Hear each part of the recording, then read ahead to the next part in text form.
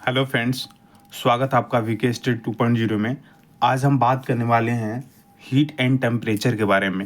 Heat and temperature का हमने आपको वीडियो प्रोवाइड करवा दिया था, बट पार्ट 2 रह गया था। बहुत लोगों का कमेंट आ रहा था, सर हीट एंड ट्रीटमेंट का आप पार्ट 2 लाइए। ठीक है, तो ज़्यादा देरी ना करते हुए हम वीडियो को करते हैं स्टार्ट। ओके, चलिए। इस छूट गया था, क्या छूटा था कि ऊष्मा संचरण की विधि छूट गया था, ट्रांसमिशन ऑफ हीट, ये क्या हुआ था, छूट गया था हमारा। ठीक है, और भी छूटा था, जैसे थर्मल एक्सपेंशन छूट गया था, क्षेत्रीय प्रसार गुणांक, रेखीय प्रसार गुणांक, है ना, आयतन प्रसार गुणांक, इनमें रिलेशन क्या होता है, ये सब सारी चीज़ें छूट गया था। तो हम आज उस वीडियो को लेकर आए हैं। क्लियर? चलिए देखिए, ऊष्मा संचरण की विधि ये क्या होती है, इसके बारे में हम चर्चा करेंगे। ठीक है, जैसे ये हमारा जो कोई बीकर रखा हुआ है, ठीक है, और ये हमारा कोई रखा हुआ है कॉइल, जो है हीटर कॉइल है, ये जो हीट करता है। ठीक है, तो यहाँ हम बात कर रहे हैं, अगर हम बात करें कि हमने हीटर कॉइल को जलाया और जो इसमें हमारे जो पानी था, इसमें मॉलिक्यूल्स थे हमारे। ठीक है, जो इसमें मॉलिक्यूल्स थे, पहले क्या था, हमारा जो पानी था, जो हमारा पानी जो भारी था, है ना, जो ठंडा था, वो इस वाले कंडीशन में था, है ना। जब हमने इसको हीट दिया, जब यहाँ से हमने क्या किया, हीटर को ऑन किया और हीट दिया, तो इसके मॉलिक्यूल्स क्या हो गए, गर्म होकर के दूर दूर होने लगे, है ना। तो नीचे वाले जो भारी मॉलिक्यूल, जो भारी कण थे, वो क्या हुए, वो हीट के कारण क्या हुए, हीट के कारण क्या हुए, ये जो हल्के हो गए, तो हल्के हो गए तो ये क्या हुए, ऊपर उठने लगा यहाँ से। ठीक है, तो ये जो अब मॉलिक्यूल्स की जब बात करेंगे हम, है ना, अणुओं की जब हम बात करेंगे, तो अणुओं को जब बात करेंगे तो उसे हम कन्वेंशन बोलेंगे, है ना, जिसको हम हिंदी में क्या बोलते हैं, संवहन बोलते हैं। क्या बोलते हैं? संवहन। देखिए, ऊष्मा संचरण की 3 विधियां होती हैं। पहला होता है चालन, जिसको कंडक्शन बोलते हैं। दूसरा होता है संवहन, जिसको कन्वेंशन बोलते हैं। तीसरा बोलते हैं विकिरण, जिसको बोलते हैं रेडिएशन। ये हमारी 3 विधियां होती हैं। समझ बात आई?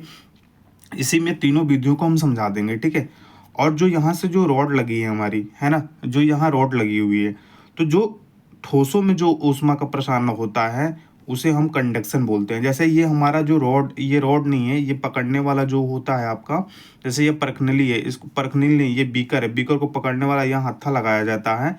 तो यहाँ पे जो ये होता है, इसमें जो सॉलिड यानी जो ठोसों के माध्यम से जो होता है ना, ठोसों के माध्यम से जो संचरण होता है, उसे क्या बोलते हैं, कंडक्शन बोलते हैं। क्लियर? इस कॉइल से कुछ रेडिएशन निकल रही होगी आपकी, इस कॉइल से जैसे ये रेडिएशन निकल रही है, ये हमने जो दर्शाया, ये रेडिएशन निकल रही है। तो ये जो रेडिएशन निकल रही है, इसके किस कारण होता है, रेडिएशन है हमारा, ये रेडिएशन के कारण होती है, जो हमारे विकिरण के कारण होती है ना। तो पूछता है, पहले पूछेगा कि ऊष्मा संचरण की कौन सी विधि नहीं है, तो 3 विधियां हैं, चालन, संवहन और विकिरण, 3 विधियां हैं। ठीक है, और ये तीनों विधियां हम एक दे देगा कि रेडियो धर्मिता दे देगा, या रेडियो एक्टिविटी दे देगा, इस तरह से दे देगा। ठीक है, तो जब भी हम अणुओं की बात करेंगे, जब भी हम अणुओं की बात करेंगे, तो अणुओं की यानी ऊष्मा संचरण की विधि की कौन सी विधि जो अणुओं की गतियों के कारण होती है, उसे क्या बोलते हैं, संवहन बोल देते हैं। जो अणुओं की गति के कारण होती है, जैसे हमने यहाँ पानी को गर्म किया, इसके मॉलिक्यूल्स जो भारी थे ऊपर उठे, और उसके ऊपर उठने के कारण इनमें गति होगी, रैंडम गति हो गई, तो इसे क्या बोलेंगे, हम क्या बोलेंगे, कन्वेंशन बोलेंगे, जिसको संवहन बोलेंगे। ठीक है, जब हम सॉलिड की बात करें, जब हम ठोस की बात करेंगे, तो ठोस में जो हमारा होगा वो कंडक्शन होगा। ठोस में क्या होगा, वो हमारा कंडक्शन होगा। रेडिएशन के माध्यम से जो होगा हमारा क्या होगा, वो विकिरण होगा। ठीक है, अब हम इसको विस्तार से समझेंगे। इसमें हमने तीनों बता दिया आपको, है ना, इसमें क्या बता दिया, तीनों बता दिया, बट हम चालन और ये संवहन और विकिरण हम विस्तार से समझेंगे। चलिए, चालन क्या होता है, यह ऊष्मा संचरण की ऐसी विधि होती है ना, जिसमें क्या होते हैं, जिसमें जो आपके जो अणु होते हैं ना, अणु एक जगह से दूसरी जगह स्थानांतरित होते हैं। जैसे ये हमारा कोई, जैसे हमने मोमबत्ती है ना, ये मोमबत्ती है, तो मोमबत्ती को हमने जलाया, और यहाँ पर जो हमने एक रॉड रखा, है ना, तो रॉड रखा, तो रॉड की क्या है कि रॉड का ये जो फर्स्ट वाला सिरा है, यहाँ ये गर्म करेगा फ्लेम, है ना, फर्स्ट वाले सिरे को ये गर्म करेगा। फिर जब अणु जब गर्म हो जाएंगे, जब इसके अणु गर्म हो जाएंगे, तो ये आगे वाले को ट्रांसफर करेगा, फिर ये गर्म हो जाएगा तो फिर आगे वाला ट्रांसफर करेगा, फिर आगे वाला ट्रांसफर, फिर आगे वाला, फिर आगे वाला, ऐसे ट्रांसफर करते करते करते करते हमारे जो उंगलियों में आ जाएंगे तो हमें महसूस होगा कि ये रॉड गर्म हो गया है। क्लियर हो रही है बात? बिल्कुल। तो जब भी रॉड क्या है, ये ठोस है, रॉड क्या है, ठोस है, तो हम कह सकते हैं कि जब भी ठोसों की बात किया जाए, है ना, जब भी ठोस की बात किया जाए तो वहाँ पे कौन सा होता है, ऊष्मा संचरण की कौन सी विधि होती है, तो चालन होता है। कौन सी विधि होती है, चालन होता है। इतनी बात समझ में आई आपको? ठीक है। तो क्वेश्चन आता है कि ठोसों में, क्वेश्चन आता है ठोस में ऊष्मा का संचरण, ऊष्मा का संचरण किस विधि से होता है, तो ठोसों में ऊष्मा का संचरण आपका चालन विधि से होता है। ये क्वेश्चन आता है ना। और एक क्वेश्चन और लिख लीजिएगा कि यह ऊष्मा संचरण की, है ना, यह ऊष्मा संचरण की यह ऊष्मा संचरण की सबसे धीमी गति है। इस बात को ध्यान रहे, सबसे धीमी गति है। ये भी पूछेगा, है ना, पूछ सकता है। देखिए ये डीपली क्वेश्चन है, बता दे रहा हूँ आपको। बोले कौन सी ऊष्मा, तो इसमें पता नहीं है आपको कौन सी धीमी गति है। तो जो ठोसों में जो होता है आपका सबसे धीमी गति होती है ना, तो चालन जो होता है ये सबसे धीमी गति से होता है। क्लियर हो रही है बात? जैसे लोहे की कुर्सी है और लकड़ी की कुर्सी है, जब इसको आपस में हम तुलना करेंगे, है ना, सुनिएगा बात को। जैसे लोहे की कुर्सी हमने ले लिया और लोहे की एक कुर्सी ले लिया और एक इसमें लकड़ी की कुर्सी ले लिया, है ना, तो लोहे की कुर्सी अधिक ठंडी होगी, है ना, अधिक ठंडी होगी या अधिक गर्म प्रतीत होगी, क्योंकि लोहे में क्या होता है, चालन अधिक होता है। बिल्कुल। चलिए इसी प्रकार हम बात करते हैं, संवहन की बात करते हैं। ये समझ में आया? ये 2 पॉइंट याद रखिएगा। ठोसों में जो होता है चालन माध्यम से होता है, और सबसे धीमी जो गति होती है ये किस में होता है, चालन में ही होता है। क्लियर होगी बात?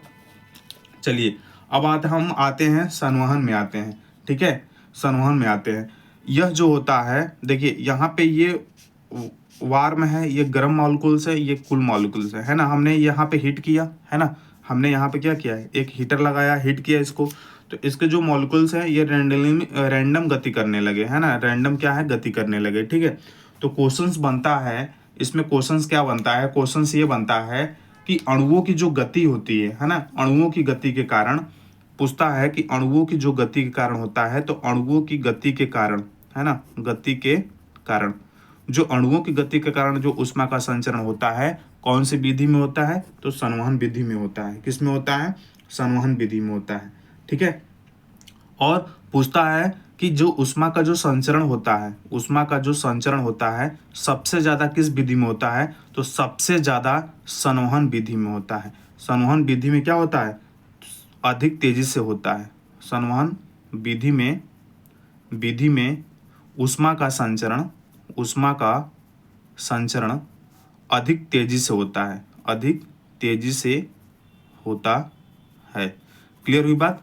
इसमें जो होता है संवहन विधि से ऊष्मा का संचरण क्या होता है, सबसे तेज विधि से होता है। सबसे धीमी किस में होता है, चालन में होता है। और इसमें क्या होता है, सबसे अधिक क्या होता है, सबसे अधिक तेजी से ऊष्मा का संचरण होता है। किसमें, संवहन में। ये आपको बात समझ में आ रही है? संवहन समझ में आ गया आपको, चालन समझ में आ गया, संवहन समझ में आ गया। क्लियर हो रही बात? और ये तो आपका हो गया। ये ठोस, अब पूछता है ठोस तथा द्रव, है ना, ठोस तथा गैस, ठोस तथा गैस, ठोस तथा गैस में संवहन में क्या होता है, ठोस तथा गैस में ऊष्मा का संचरण इसी विधि से होता है। अब पूछेगा कि ठोस तथा गैस दोनों में किस में होता है, तो आप कहिएगा संवहन विधि में होता है ना। ठोस तथा गैस में जो आपका ऊष्मा का संचरण होगा किस में होगा, तो संवहन विधि से होगा। ये बात समझ में आ गई आपको? बिल्कुल। अब हम आते हैं रेडिएशन। थर्ड जो हमारा होता है विकिरण माध्यम से कैसे होता है, इसके बारे में हम चर्चा करेंगे। ये क्वेश्चंस आपको समझ में आया? ठीक है, ये सारी सब समझ में आया आपको? ठीक है। जैसे सूर्य का जो हमारा प्रकाश है ना, सूर्य का प्रकाश जब हमारी ये पृथ्वी है, जब सूर्य का प्रकाश हमारी पृथ्वी पर पड़ता है ना, तो वो किस माध्यम से होता है ना, किस माध्यम से होता है, तो वो विकिरण माध्यम से हमारा होता है। ठीक है।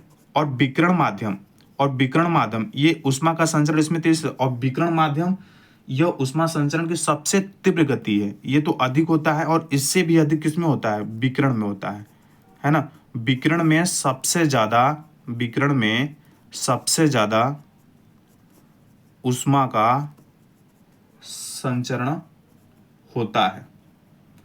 मतलब तीव्र गति की बात किया जाए, समझ में बात आ रही है, तीव्र गति की बात किया जाए, है ना। जब तीव्र गति की बात करेंगे तो किस में होगा, जब तीव्र गति की हम बात करेंगे तो विकिरण में होगा, विकिरण में होगा। क्लियर, समझ बता रही है। यह इसमें क्या होता है, विकिरण में ये होता है कि इसमें किसी माध्यम की हमको आवश्यकता, इसमें जो होता है, जो माध्यम होता है, माध्यम के या माध्यम के रहने पे माध्यम को बिना गर्म किए हुए ये क्या होता है, गर्म हो जाता है। क्लियर हुआ, ठीक है। जैसे सूर्य की ऊष्मा पृथ्वी तक पहुंचती है, पूछता है कि सूर्य की ऊष्मा जो है, सूर्य की ऊष्मा है ना, पृथ्वी तक पहुंचेगी, किसके माध्यम से पहुंचेगी, तो विकिरण के माध्यम से पहुंचेगी। किसके माध्यम से पहुंचेगी, तो विकिरण के माध्यम से पहुंचेगी। क्लियर हो रही बात। जैसे भट्टी की, जैसे भट्टी हम जलाए, जैसे यहाँ हमने भट्टी जलाया है ना, और यहाँ मनुष्य बैठा हुआ है, कोई मनुष्य यहाँ बैठा हुआ है, तो इसको भट्टी से ऊष्मा कैसे मिलेगी, तो भट्टी से जो ऊष्मा मिलेगी इसको रेडिएशन के माध्यम से मिलेगी, है ना। तो इस बात को ध्यान रखें। क्वेश्चंस 1-2 जरूर बनेगा, 1-2 तो पक्का आएगा, इससे एक क्वेश्चन 2 क्वेश्चन जरूर पूछा जाएगा, ठीक है। तो ये रहा आपका, ठीक है। तो तीव्र गति से पूछेगा, अगर पूछेगा संवहन विधि में सबसे अधिक तेजी से ऊष्मा किस में होता है, तो सबसे अधिक जो तेजी उसमें ऊष्मा होता है संवहन में। लेकिन अगर माध्यम रहे या बिना माध्यम को गर्म किए हुए, पूछेगा बिना माध्यम को गर्म किए हुए तीव्र गति से कौन गर्म होता है, तो आप रेडिएशन मारिएगा, ठीक है। इसमें कोई माध्यम को बिना गर्म किए, माध्यम को बिना गर्म किए समझ रहे हैं मत। सपोज दैट मैं ये कह रहा हूँ, ये रॉड है हमारा, है ना, तो ये रॉड हमारा एक माध्यम होगा, यहाँ से यहाँ गर्म होगा, यहाँ से क्या मतलब इस पूरे जो रॉड को गर्म करेगा, तब जा करके आपका यहाँ जो ऑब्जेक्ट होगा उसको गर्म करेगा। तो ये हमारा एक माध्यम हो गया। बट सूर्य का प्रकाश जो आ रहा है बीच में हमारे जो है, कोई भी माध्यम को या तो गर्म करे या तो नहीं गर्म करे, है ना। माध्यम के ये या माध्यम रहने पर माध्यम को बिना गर्म किए जाते हैं, है ना। तो यहाँ डायरेक्ट हम लोग पृथ्वी को क्या कर देंगे, हॉट पहुँचाते हैं, गर्म पहुँचाते हैं। क्लियर हुआ बात, इतनी बात समझ में आई। चलिए अब हम आगे आ जाते हैं थर्मल एक्सपेंशन क्या होता है। थर्मल एक्सपेंशन की हम बात करेंगे, है ना। हम किस में बात करेंगे, थर्मल एक्सपेंशन की हम बात करने वाले हैं कि थर्मल एक्सपेंशन हमारा होता क्या है जनरली, ठीक है। देखिए थर्मल जो एक्सपेंशन होता है, जिसको हम ऊष्मीय प्रसार बोलते हैं, क्या बोलते हैं, ऊष्मीय प्रसार बोलते हैं। देखिए कोई भी धातु होती है, कोई भी धातु है, जैसे ये आपका रॉड हो गया, कोई भी आपका मेटल्स हो गया, है ना, कोई भी मेटल्स हो गया, अगर हम इसको गर्म करेंगे तो इसमें प्रसार होता है ना प्रसार। अगर कोई भी ऑब्जेक्ट है, मान लीजिए हम ये ऑब्जेक्ट को रखें, है ना, इस ऑब्जेक्ट रखें, इसकी लेंथ मान लीजिए यहाँ पे x है ना। जब इसको हम गर्म करेंगे ना, तो इसको गर्म करने के बाद इसका जो एक्सपेंशन होगा ना, ये एक्सपेंड हो जाएगा, समझ बात आ रही है। तो इसका ये जो है, यहाँ से जो है इतना कवरिंग एरिया जो है इतना एक्सपेंड तो हो जाएगा। तो ये तो x तो हुआ ही था, प्लस x डैश और हो गया, है ना, x डैश और हो गया। तो कोई भी ऑब्जेक्ट है, अगर हम उसको गर्म करते हैं, तो गर्म करने पर क्या होगा कि इसमें क्या होगा, इसमें प्रसार होगा, ठीक है, क्या होगा, प्रसार होगा, ठीक है। तो प्रसार गुणांक जो होता है 3 प्रकार का होता है। पहला होता है रेखीय प्रसार गुणांक, दूसरा होता है क्षत्रीय प्रसार गुणांक, तीसरा होता है आयतन प्रसार गुणांक, ठीक है। हम क्षत्रीय प्रसार गुणांक की बात करेंगे, ठीक है। जब किसी वस्तु को गर्म करते हैं, है ना, तो उसकी लंबाई में अगर परिवर्तन हो रहा है, देखिए प्रसार गुणांक में अगर किसी भी वस्तु को, है ना, वस्तु को अगर गर्म करेंगे, क्या करेंगे, गर्म करेंगे, किसी भी वस्तु को गर्म करेंगे, तो उसकी लंबाई में परिवर्तन होगा। किसकी में परिवर्तन होगा, लंबाई में परिवर्तन। अगर किसी वस्तु के लंबाई में परिवर्तन हो रहा है तो उसे रेखीय प्रसार गुणांक कहेंगे। समझ बात आ रही है। जैसे पहले हमारा लेंथ L था, है ना, लेकिन पहले लेंथ L1 था, और फिर अगर हम इसको क्या किए, इसको हम हीट दिए, इसमें प्रसार हुआ, तो इसकी लेंथ L2 हो गया, है ना। तो इसकी लंबाई में परिवर्तन कितना हो गया, डेल L हो गया। डेल L का मतलब L2 माइनस L1। क्लियर हो रही है बात कि नहीं हो रही है, क्लियर हो रही है बात। तो इसके जो लंबाई में आपका परिवर्तन हो गया, यानी डेल L जो परिवर्तन हुआ वो L2 माइनस L1 हो गया। इतनी बात क्लियर हो रही है आपको, बिल्कुल। अब देखिए एक फार्मूला होता है, समझ में बात आई। अगर लंबाई में पूछेगा कि लंबाई में परिवर्तन कौन सा रेखीय प्रसार गुणांक, कौन सा प्रसार गुणांक है, तो आप बोलेंगे रेखीय प्रसार गुणांक, लीनियर एक्सपेंशन कोफिशिएंट। क्लियर हुआ बात। उसके बाद देखिए ये फार्मूला होता है एल एफ बराबर एल आई 1 प्लस अल्फा और थीटा। ठीक है, यहाँ पे थीटा क्या है, ये ताप में परिवर्तन है, ताप में परिवर्तन। अल्फा क्या है, अल्फा आपका रेखीय प्रसार गुणांक होता है। क्या होता है, रेखीय प्रसार गुणांक। इस पे क्वेश्चन भी बनता है, प्रसार गुणांक है ना, रेखीय प्रसार गुणांक। ठीक है, एल आई क्या है, एल आई का मतलब होता है, एल आई का मतलब जो होता है प्रारंभिक लंबाई होती है ना, प्रारंभिक लंबाई होती है। ठीक है, और एल एफ का मतलब फाइनल यानी अंतिम लंबाई। क्या हो जाएगा, अंतिम लंबाई। क्लियर होगी बात। तो ये रहा आपका रेखीय प्रसार गुणांक। समझ बात आई। थीटा क्या है, ताप में परिवर्तन है ना, थीटा क्या है, थीटा जो है ताप में परिवर्तन है। अल्फा क्या है, रेखीय प्रसार गुणांक है। और एल आई क्या है, प्रारंभिक लंबाई है। एल एफ क्या है, अंतिम लंबाई है। क्लियर हुई बात। और लंबाई में जब परिवर्तन होगा तो रेखीय प्रसार गुणांक होगा। क्लियर, ये बात समझ में आई आपको। बिल्कुल। अब आते हैं दूसरे पर, क्षेत्रीय प्रसार गुणांक है ना। क्षेत्रीय प्रसार गुणांक देखिए, क्षेत्रीय प्रसार जो गुणांक होता है, एक मिनट फ्रेंड्स, एक मिनट।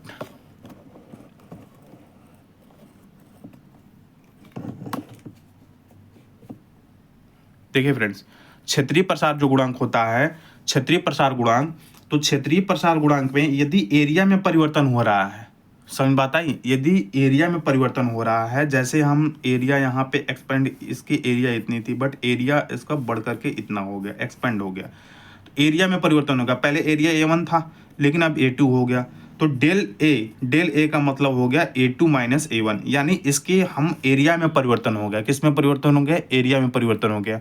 तो जब एरिया में परिवर्तन होता है तो हम क्षेत्रीय प्रसार गुणांक कहते हैं। क्या कहते हैं, क्षेत्रीय प्रसार गुणांक। ये पूछेगा, एरिया में परिवर्तन, क्षेत्रीय प्रसार गुणांक। क्लियर हो रही बात।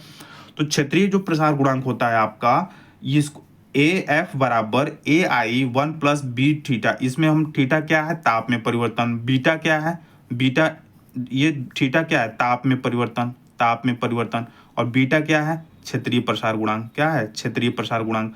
ए आई क्या है, प्रारंभिक क्षेत्रफल, प्रारंभिक क्षेत्रफल। ए आई क्या है, प्रारंभिक क्षेत्रफल। ए अब क्या है, अंतिम क्षेत्रफल। क्या है, अंतिम क्षेत्रफल। क्या है, अंतिम क्षेत्रफल। ठीक है, तो क्षेत्रीय प्रसार गुणांक समझ में आ गया आपको। इसके बाद आता है आयतन प्रसार गुणांक। तो आयतन प्रसार गुणांक की जब बात किया जाए कि अगर किसी वस्तु को गर्म करेंगे तो उसके आयतन में परिवर्तन होता है, उसके क्या है, तो आयतन में परिवर्तन होता है, तो उसे आयतन प्रसार गुणांक कहते हैं। आयतन प्रसार गुणांक का होता है भी एफ बराबर भी आई 1 प्लस गामा थीटा, जहाँ थीटा क्या है, ताप में परिवर्तन है ना, ताप में परिवर्तन। गामा क्या है, आयतन प्रसार गुणांक।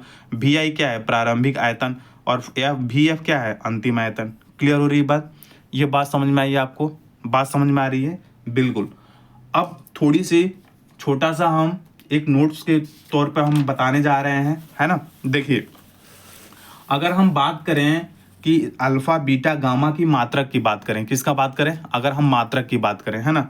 देखिए मात्रक, इसकी मात्रक की बात करें, अल्फा बीटा गामा की अगर हम मात्रक की बात करें, तो इसका जो मात्रक होता है दोस्त, इसका जो मात्रक होता है केल्विन, है ना, केल्विन के पावर -1 होता है ना, केल्विन पावर यानी प्रति केल्विन, है ना, प्रति क्या होता है, केल्विन होता है।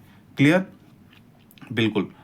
अब इसके बाद अगर हम बात करें कि इसमें रिलेशन क्या होता है, तो हमने उस लेक्चर में हमने आपको शायद बताया था कि अल्फा और बीटा और गामा का जो रिलेशन होता है 1:2:3 में होता है ना, 1:2:3 में होता है।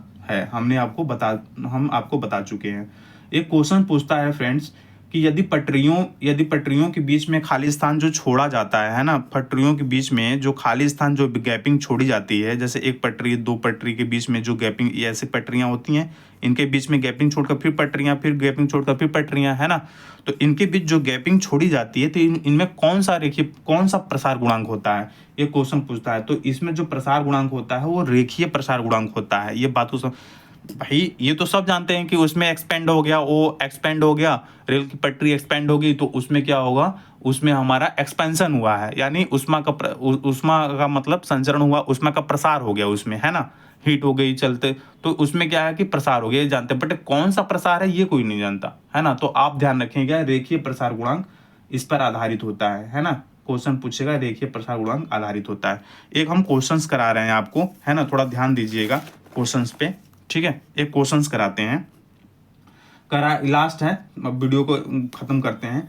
अगर आयतन प्रसार गुणांक का मान, अगर मान लो आयतन प्रसार गुणांक मान दिया है, आयतन प्रसार गुणांक का मान दिया हुआ है, आयतन प्रसार गुणांक का मान दिया है 10, है ना, कितना दिया है 10 दिया है, 10x, कि प्रति केल्विन कह दो या केल्विन इनवर्स कर दो। तो पूछ रहा है कि क्षेत्रीय प्रसार गुणांक बताइए, क्या बताइए, क्षेत्रीय प्रसार गुणांक बताइए। देखिए आयतन प्रसार गुणांक दिया हुआ है और बोल रहा है क्षेत्रीय प्रसार गुणांक ज्ञात कीजिए, है ना। तो यहाँ से हमने बोला था कि alpha into beta into gamma बराबर 1:2:3 होता है ना। तो आयतन दिया, आयतन हमारा लेना है और क्षेत्रीय को लेना है ना, ये लेना है। तो अगर बीटा, अगर हम आयतन प्रसार गुणांक, अरे सॉरी, हमको बीटा लेना है और गामा लेना है ना, क्षेत्रीय प्रसार गुणांक हमको निकालना है, ठीक है। तो क्या करेंगे हम, बीटा अपान गामा अगर लेंगे, बीटा अपान गामा, तो कितना हो जाएगा 2 कितना हो जाएगा, बीटा अगर गामा लेंगे तो 2/3 होगा। क्यों, क्योंकि बीटा का मान 2, गामा का मान 3, 2/3 है ना। तो यहाँ से अगर हम कर देंगे, अगर हम लेंगे तो बीटा बराबर क्या हो जाएगा 2 गामा/3 होगा कि नहीं होगा, बिल्कुल। तो यहाँ से अगर हम निकाल लें तो बीटा बराबर हो जाएगा 2 और गामा की आपकी, गामा है ये, गामा की वैल्यू दिया हुआ है कितना 10 दिया हुआ है ना, 10 दिया हुआ है, 10x दिया हुआ है, 10x/3 दिया है ना, 10x/3 हो जाएगा। जब इसको सॉल्व करेंगे तो 6.6 आएगा x और केल्विन की पावर -1, ऐसे अगर क्वेश्चंस बनेगा तो ये हल्का सा क्वेश्चंस बन सकता है। क्लियर होगी बात कि नहीं होगी, क्लियर होगी बात। वीडियो आपको पसंद आ गया है ना, समझाने का तरीका अगर पसंद आया है तो चैनल को सब्सक्राइब लाइक कीजिएगा फ्रेंड्स, ठीक है, और दोस्तों में शेयर कीजिए। तब तक के लिए बाय बाय, टेक केयर, जय हिंद, जय भारत, बेस्ट ऑफ लक। और मेरे चैनल को जल्दी से 1K आप पूरा कर दीजिए, आपकी सपोर्ट ही हमारा मोटिवेशन है, ठीक है। तब तक के लिए बाय बाय, टेक केयर, जय हिंद, जय भारत, वंदे मातरम।